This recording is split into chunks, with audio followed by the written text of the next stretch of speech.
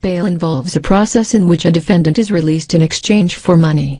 This money is a type of insurance that the defendant will show up for his or her court dates. Bail bonds exist because trials can take weeks or months to work their way through the court system, and bail permits a defendant who may be innocent to wait for their trial at home, while pursuing normal activities. When people are arrested for a crime, they generally are taken to a local law enforcement station where they are booked. This involves recording information about the crime that allegedly has taken place, as well as basic information about the suspect. During booking, a police officer usually will take a mugshot and fingerprint the suspect. Then they will run a background check on the suspect. The officer will hold on to any of the suspect's personal property. This will be returned to the suspect when he or she is released. The officer generally will allow the suspect to make a phone call and will check to see whether the suspect is intoxicated. After the booking procedure, the suspect is incarcerated in a county jail or station lockup. What happens next depends on the crime itself. For crimes not deemed serious, the suspect is often allowed to post bail immediately. In cases involving serious crimes, the suspect will have to wait in jail usually no more than 48 hours for a bail hearing. At the bail hearing, a judge or magistrate will decide whether the suspect may be released on bail. The judge then will decide the amount of bail.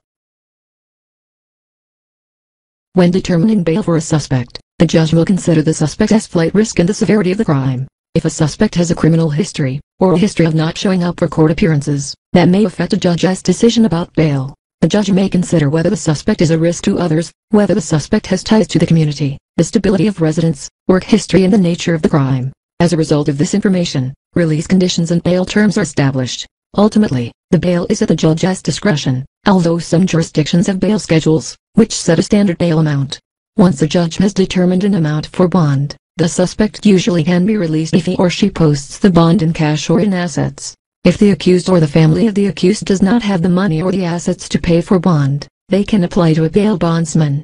The bondsman will take a percentage of the bond amount, usually between 10 and 15% of the bond money depending on the state, and will supply the rest of the money so that the suspect can leave jail. If a suspect cannot afford bail or a bail bondsman, he or she can appeal the bond through his or her attorney.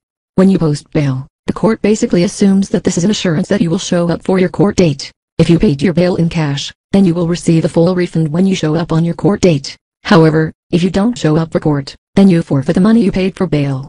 Since bail is not cheap, this is usually a huge deterrent for people who are thinking about skipping their court appearance. If you show up for your hearing in court, the bail bondsman keeps his 10% share of the money you put up at the time you apply for the bond. If you do not show up at a court-ordered hearing, either a warrant is issued by the judge for your arrest by a peace officer, marshal, or sometimes a county constable. If a bail bondsman has been burned by a lot of people, or if they think you are a high flight risk, the bondsman will hire a bounty hunter to come find you and drag you back to the jurisdiction where you committed the offense. Once the marshal or bounty hunter finds you, then you are locked up in jail for skipping town, and not attending a court-ordered hearing for however long the judge decides. The bail bondsman is then entitled to keep the entire amount of bail set by the judge while you either serve out your time in jail or until you come up with all of the bail money and pay off the bail bondsman what is owed to him plus all court costs. You still serve jail time for contempt of court, by missing out on your hearing date, plus fees you owe the court and the bail bondsman all of the bail assessed against you by the court.